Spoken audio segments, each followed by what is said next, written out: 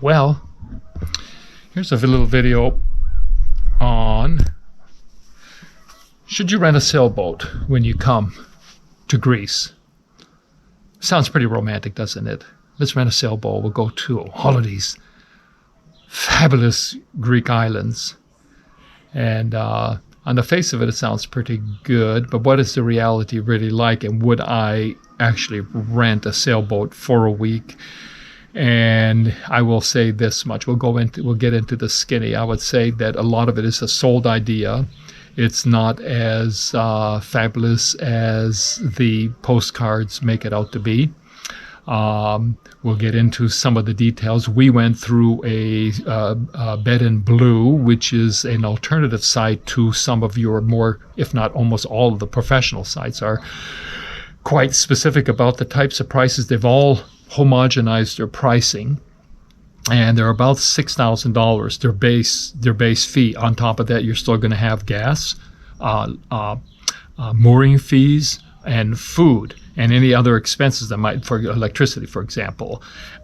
Through Bed in Blue, the base fee, which you are renting directly from the owners of the boat, which is kind of nice because, well, number one, it's about half the price. That's because, I mean, $6,000 for a sailboat for a week, and it's really not a true week in terms of 7 days. It's from Saturday in the afternoon, and you pick up your boat something like about 4 o'clock, and at that hour you have just enough time, which is about 2 hours, to get to your first port. Now, depending on where you're taking off, we took off in the area of Piraeus, which is just south of Athens. And one illusion that I had, I thought with a sailboat for a week, we could go all the way to Rhodes and to Crete, and those things are way too far. I mean, they're going to take like 3 weeks to get there and 2 weeks to get back. So you have to get a better concept of what is the distance that a sailboat can go in a certain period of time or in a certain amount of hours, if you will. And it is not as you think it is. And so what ends up happening, if you're renting in Piraeus, there's more or less a set route that the sailboat operators have, because there's only so many places they can go. They've got it set up where you go from port to port to port to port. I had more of a romantic idea that you could pull up into a bay, drop your anchor, and there you are underneath the sun. Well, I'm going to back up a little bit. So I do not have my sailboat license, and I have my crew license, but I do not have the ability to rent what's called a bareboat, and that means that you rent the boat without a skipper. We had to get a skipper, which is a whole nother issue, and I'll get into that a little bit. I'm going to probably jump around because I don't have a script, so if this seems a little bit chaotic, watch it 2 or 3 times. I'm not getting paid for this, but you're going to find this information extremely helpful to help you decide whether you're going to take a sail trip. And I would say, for the amount of money that you spend, you could do other things with that $6,000 or the $3,000 or the $4,000 and probably enjoy yourself a whole lot more. You are going to be in tight quarters. A sailboat is not a huge vessel. The sleeping cabins are small. You are lucky that, for example, my wife and I were married for 24 years, and it's the cabin is too small, the space is too cramped, and so we ended up sleeping in 2 different quarters, which isn't bad because we rented a whole boat by ourselves. Speaking about the captain, so if you are not getting a bareboat and you are getting a captain, well, you don't know who your captain is, and that's very important because you have to have a certain degree of compatibility, and everything went to kind of poo-poo land with us because I had taken some sailing courses, and my expectations were for a week, I'm going to have one-on-one lessons, if you will, with a qualified skipper, and he's going to show me everything. Well, the skipper, as he explained to me, his only obligation is to take me from port to port to port to port, and that's exactly kind of what he did. And it got really kind of very uncomfortable when I started requesting that, hey, I signed up for this experience to learn how to sail, and my expectation is that you were going to be my teacher. And he sort of re-clarified that and said that that wasn't his case. So I would say that was probably less a problem with the skipper, and it probably should have been clarified with the owners of the boat. They should have said to the skipper is that, hey, this guy's running the boat. He wants you to teach him. So you are going to be taking 6 days of sailing, and he wants you to teach him everything that you know. So unfortunately, that wasn't how it worked out, and he was pretty obstinate about not wanting to teach because he didn't want to teach, and he didn't feel like that was part of the deal. So that, again, I'm going to put that on to the boat owners, and they should have clarified that with him so that I didn't have to deal with that uncomfort, because it did get pretty uncomfortable, because at one point I kind of said, hey, listen, this is my vacation. If he asked me, where do you want to go? And I said, well, it looks like you tell me where you want to go, because this is your trip. And anyway, it got very awkward. And at that point, he didn't have the flexibility to adapt and change his concept. So anyway, getting back to some more the skinnies on renting the sailboat. Okay, so it is tight quarters. It's smaller than an RV. The boat is always moving. If you've got more than, let's say, 4 people on the boat, you are sharing a small confined space. Fortunately, what we did is we just rented the boat for ourselves, and we did have the awkwardness of a third person. And again, if you don't have complete compatibility with that individual, it's basically you're taking a trip with a complete stranger, and his ideas may not match up with yours. And that said, for example, it probably should be very clear when you are renting the boat, what is it that you really want to do? Do you want to sail? That was kind of what I wanted to do, was I wanted to learn how to sail. So that was my primary intent or interest. And the way the sailing system works, it's really an organization, and they all kind of follow the same pattern. And I'm going to tell you this. Okay, so you rent a sailboat. I would say 80% of the time we motored from port to port to place. So it's not like you're sitting there and you're sailing your boat every place, because you're paying, they can't, as the skipper said, he said, I can't control the weather. And that's true. So if you've got absolutely no wind, you're not going to sail, you're going to motor.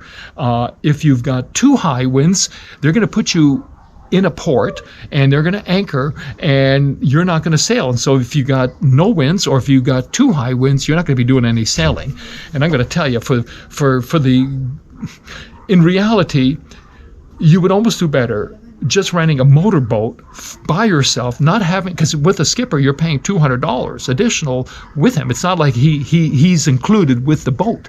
You're not only paying $200 for the skipper, you're also paying for his food. And if you go to a restaurant, these restaurants and these tabernas are not cheap. We're lucky to walk out of there with like $80. They talk about this Greek hospitality. Well, they're very hospitable.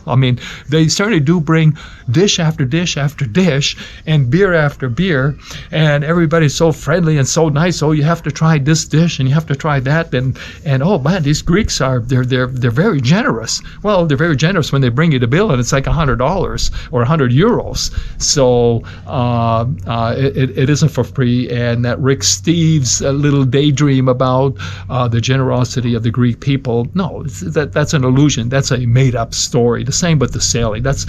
I'm going to tell you, I would say, because of the amount of money and the potential for the risk, number one, if you bareboat it, you're still not guaranteed that you're going to have winds. And if you think you're going to come to Greece and you're going to sail for the week that you rent your boat or reserve your boat, it ain't going to happen. We were lucky to have 2 days where we had sailing, and we did have 2 days, and that was kind of exciting. And I think probably would have been a little bit different experience had we had more robust winds. But man, it's like some days you're just sitting on the boat and you're just putzing like at 5 knots or 3 knots. Sometimes you're going at 0.5 knots, and that's extremely boring, and that's actually sailing. So he calls it sailing when the sails are up and you're going 0.5 of a knot. So boring. And I'm going to tell you, my wife, she was not real thrilled with the experience. The environment was cramped.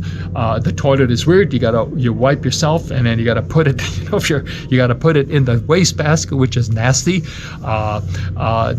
You You shower in a small confined space until the evening hits and the sun goes down. The boat is too warm to take a nap. There is no air conditioning. In the middle of the night, we're saying maybe about 12, 1 o'clock in the morning, the temperature is nice and it does cool down and you can fall asleep. But if you think you're going to take a nap in the afternoon, it ain't going to happen. It's just too warm. It's just too uncomfortable. Okay, so this part I did think was kind of interesting. So we motored 80% of the time. In 6 days, you think you could go places, but you really are staying in kind of the local area. And it doesn't mean that you're actually going to these really cool, neat little beaches. I would almost think that it's better to be very clear about the types of beaches, the island experiences that you want with your sailing experience, and you almost have to rent a boat in the area where the coolest inlets, bays, small towns that you actually physically want to go and see. So it may not be that you're going to sail out of Piraeus. It may be that you have to go to another island and rent and start your trip there, because the areas where they're going to take you to are going to be far more interesting. And again, don't expect that you're going to be sailing 2,000 islands in a week. I mean, you're going to be lucky if you get to 5 islands in a week. So what else? Okay, so the gas I thought was interesting. So we motored 80% of the time, and that's why I say you're almost better to forget the captain, get a motorboat, and have complete control over where you're going. They're a whole lot more maneuverable. You don't have to spend $200 a day for a captain. And at any rate, the gas, I was surprised. So at the end, you moor the boat, you bring it back to the port that you started off with, and the guy comes with a big gas truck and fills up the boat. And I was surprised that diesel was only a little bit over 110 maybe euros, which I was surprised. I thought it was going to be like $200, $300, $400 given gas prices today. So that was sort of a good surprise. The people that we rented the boat from, Bed and Blue, were really excellent. I mean, I think the only thing that they missed was this is their first experience with the captain. They hadn't really checked them out. The captain wasn't flexible to understand that, okay, he's got a client here who wants a different type of experience, and he needs to adapt to that. Except that I and my wife, unfortunately, I could see her struggling with trying to, how do I put it? She could see the tension, she could cut it with a knife, and she was busy working to keep the environment on a small boat kind of pieced out. And that's not what you want to do on a vacation, is be on a tight, small, confined space. And a small confined space, that said, I'll say, okay, so sometimes you moor in these little towns, and maybe out of the 5 places that we moored, maybe 2 of them were really kind of cute, and the other 3 places were kind of conventional, standard, nothing special. There wasn't anything really special about it. It looked like your McDonald's type of a place. It wasn't like this cute little Greek village where, oh, look how cute these old buildings in this fishing village are. It's not like that. Some of them are kind of more commercial feeling and definitely didn't have the cute feeling. Anyway, so you moor, you're all next to boats, and I'm surprised that people who and you're 2 feet away from the boat next to you.